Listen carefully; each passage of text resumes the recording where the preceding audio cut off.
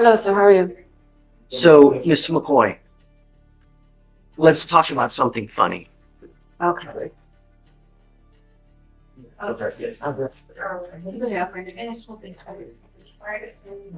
Actually, it's not very funny, but it's actually quite sad. Your lawyer came to me, was it yesterday or was it the day before, asking for a PR bond? Monday. Asking me to give you a PR bond. Do you think... Let's break this down. APR bond means you promise to come back to court without paying up front. But this judge, he's seen this movie before, and spoiler alert, it ends in a no-show. Would you trust her to come back? Up your verdict in the comments. Are we looking at the history? Hey, Okay. we've never, ever once appeared on your own here when we give you a PR bond. Every case that we have with you sits at around 10,004, 10,005, because you never appear. When you come to court, good things happen. Do you understand? If you ever need help, if you need a place to sleep, if you need food to eat, if you need a cell phone or tablet, anything you need, all you have to do is come and ask, and we will bend over backwards to help you in any way that we can. This is rare. A judge basically offering a full support system, food, shelter, even a phone if she just shows up. That's not harshness, that's desperation. It's like watching a parent beg their kid not to self-destruct. But when you continually fail to appear, you become a flight risk, and we just can't trust you. So he came to me asking for this PR bond. I laughed. Because I know if I give you one, like little wings on a bird, bye, you just don't come. Next time, if you pick up a case, come, and we'll help you with whatever you need. I don't care what it is. Anything you want, I'll give you. You want treatment, you want help, anything. Here's a quick legal explicable. Criminal trespass can sound minor, but it's still a jailable offense. And once you stack it on top of missed court dates and flight risk status, judges lose patience fast. You now stand charged with criminal trespass. You're facing up to 6 months in jail and or a $2,000 fine. You've worked out an agreement where they're offering you 30 days in jail with credit for the 12 days that you've done. You're giving up a lot of rights by entering into this agreement, Ms. McCoy.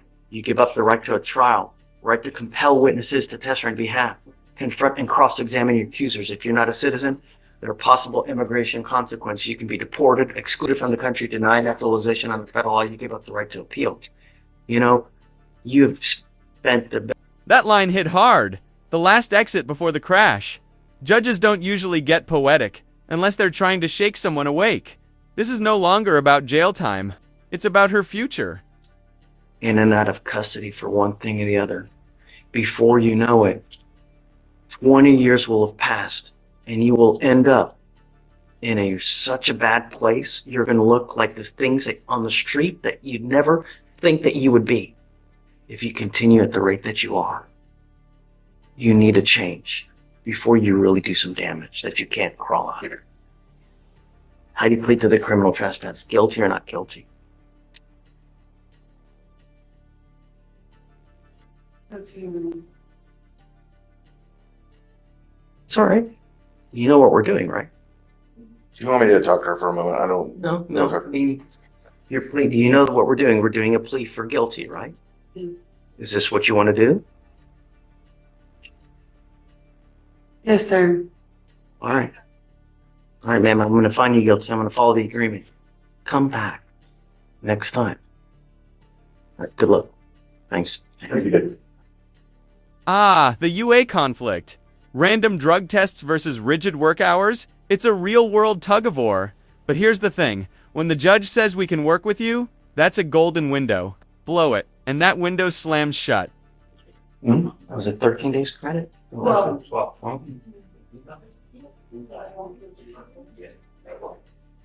I didn't. Mr. Proctor. Okay. He's not here. Okay. He's a bond. He has a surety bond. I called his bond company. I called his dad. I called him. Can we roll it till tomorrow? Sure. Okay. It's FBF tomorrow. Okay, thank you. No, sure, tomorrow. I got you. Thanks. Oh. I'm Ms. Lovey. Okay. So I wanted to address the BDR. Where is Miss Levy? It's right there. Come up, ma'am. So here's Shreya. Here's what we're going to do. I'm going to send her for a drug and alcohol test now. We already did. She came back negative, Judge. Oh, great. Good job. But if you miss again, it's not going to go well. So, It is your responsibility to let Shreya know if you're going out of town, if you have some other obligation, because we can always work something out. But I'm not going to continue to do this. If you miss again, it's just not going to go well for you. so Judge, that's what we want to talk about. So when I was first appointed to her, Ms. Lovey talked to me about her work schedule. And I said, look, let's just wait and see what happens with the UAs. If you get called in for a UA, but you have work, I don't want you to lose your job. I told her that. Yes. So They give you a sufficient amount of time to that come. same day. Yeah, the 6 hours.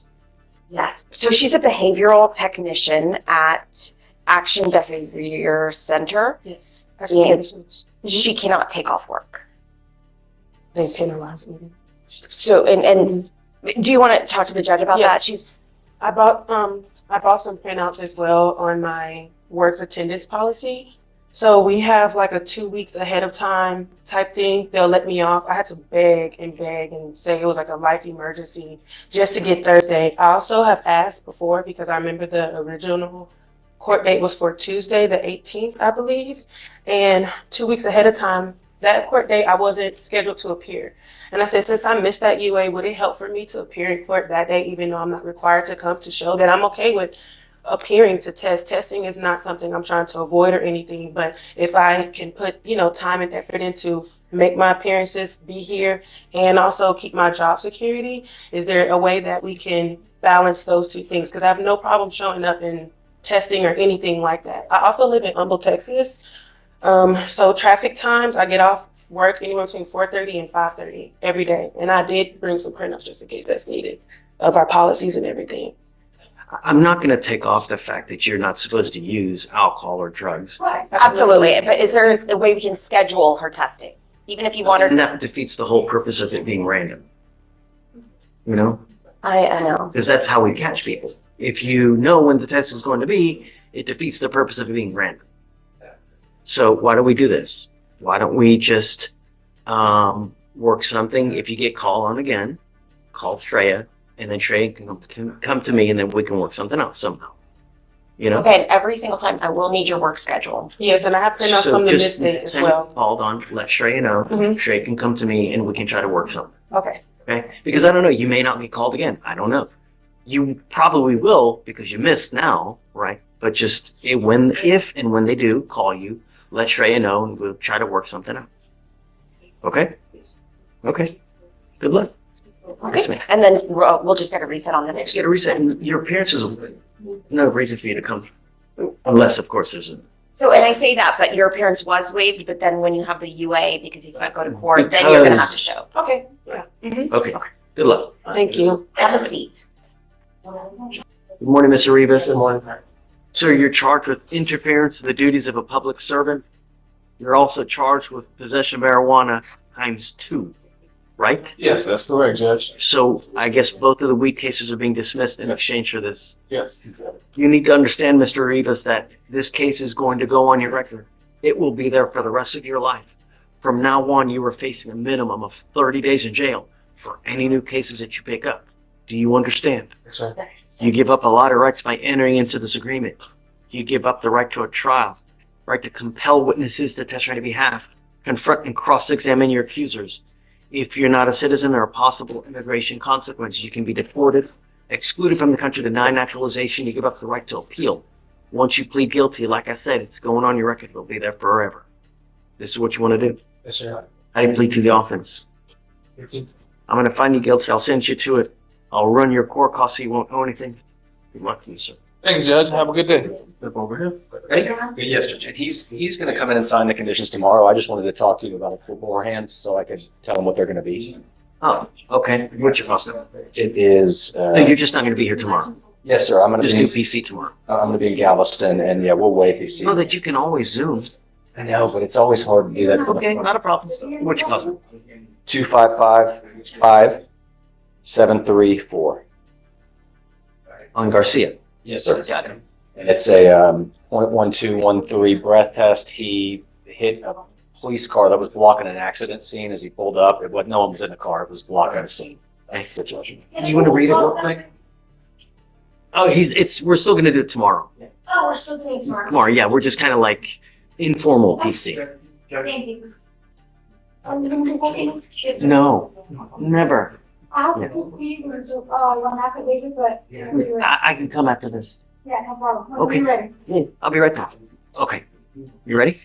Oh, which one? Uh, Oh, yes. yeah, go for it.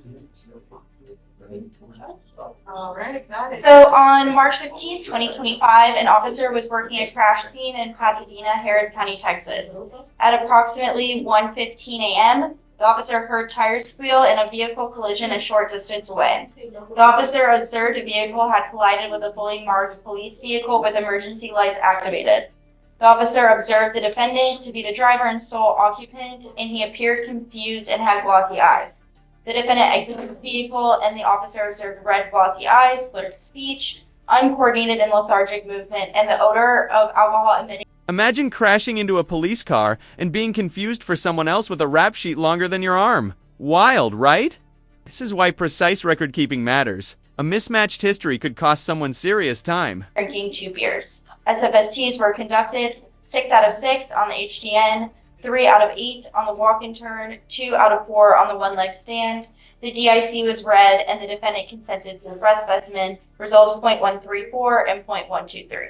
Any prior to be honest? No, Judge. Well, sorry. There's someone else's criminal history. There's no DWIs on it, but there's clearly someone else's criminal history attached to his out of California. So that's incorrect. That's not his criminal history. is what No, you're there's saying? no way it can. Okay. I can show it to you. It's about every other crime other than DWI is listed from 2017 all the way now. He's never lived in California. His name is Cesar Garcia. Yeah, there's got to be a quintillion Cesar Garcias. But does it match up with the FBI number? I mean, because they always have an FBI number, you know? I can show you the history if you want to see it, Judge. So you can see it's literally like he wouldn't be here. There's ag robberies, ag assaults, robberies, all of I don't know. Do you see any prior DWIs? No prior DWIs on the California history. So, I mean, I guess do this, if there's no prior DWIs, I'm not going to put an interlock on it, right? I'm going to order him no drugs, no alcohol, Yes, sir. randoms, that's it. But look to see if it's him or not. Right, absolutely. I've seen this happen before. And of course we have to. Yeah, so It happens. we'll look into it. So yeah. Because of his age, it just didn't add up. Oh, is he young? He's 26, and his history goes back to 27. I've seen people here 19 with the laundry. So yeah, you're good. So just pick a date and then we'll do PC again with him. Just no drugs, no alcohol, and randoms. That's it. Thank you, Judge. For sure. Did you need something, counsel? Oh, he's coming. We're waiting for him to come back. Yeah, for the result. Yeah. Okay. I'm gonna. Thank you. So, you were Alan Villasana. Sir? Mr. Villasana, you were charged with 2 cases. You were charged with theft. You were also charged with racing on a highway. On both of those cases, you were facing up to 6 months in jail and or a $2,000 fine. We are going to do probable cause. You have the right to remain silent. Anything you say can or will be used against you. You have the right to have an attorney present. If you cannot afford one will be appointed to you, sir. The theft or the racing was Yeah, start on the theft because it's earlier one here. On January 1st, 2025, officers were dispatched to a shoplifter call at a Target in Harris County, Texas.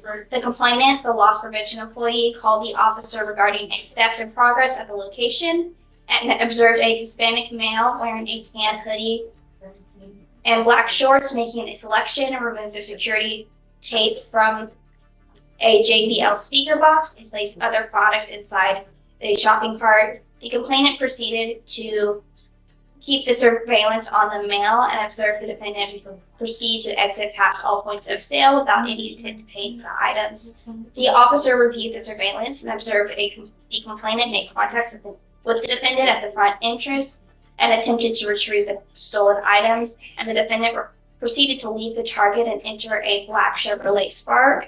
With the assistance of a license plate reader and TLO, the officer determined the motor vehicle to be driven by the defendant and obtained a Texas driver's license, which the officer believed completely matched the Hispanic male captured on the surveillance footage. The total taken was $499.03. On the racing, please. Yes, Your Honor. On March 15th, 2025, the officers observed a black Toyota Camry and a silver Chrysler sedan traveling at a high rate of speed on the main lanes of the Katy Freeway. Officers attempted to catch up to the motor vehicles traveling 120 miles per hour to keep the motor vehicles in sight, but both motor vehicles were still outgaining speed. The posted speed limit was 65 miles per hour.